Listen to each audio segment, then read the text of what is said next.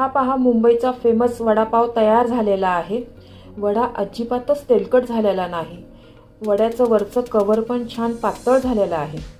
आज आपण गरिबांची भूक भागवणारा मुंबईचा फेमस वडापाव कसा करायचा ते पाहणार आहोत। हा वडापाव चवीला खूपच छान लागतो आणि बनवायलाही खूप सोपा आहे। रेसिपी नेहमीप्रमाणे साधी व सोपी आहे। मुंबईमध्ये बरेच लोक हा वडापाव खाऊन दिवस काढतात।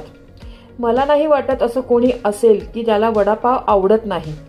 वडापाव आपण 12ही महिने खाऊ शकतो, पण पावसाळ्यात खाण्याची मजाच काही और आहे। तुमच्या घरी छोटे मोठे समारंभ किंवा बर्थडे पार्टी असेल तर तुम्ही हा वडापाव नक्कीच करू शकता।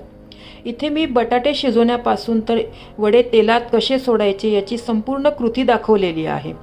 वडापाव बरोबर लागणारी लाल सुकी चटणी कशी करायची ते पण यामध्ये दाखवलेली आहे।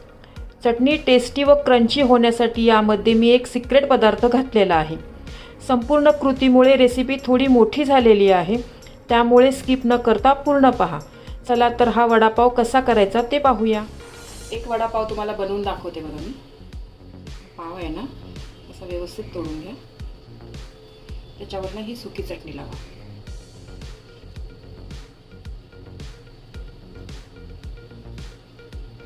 आणि हा वडा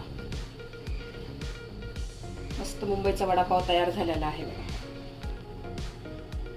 आणि याच्यावरून खाण्यासाठी ही हिरवी मिरची।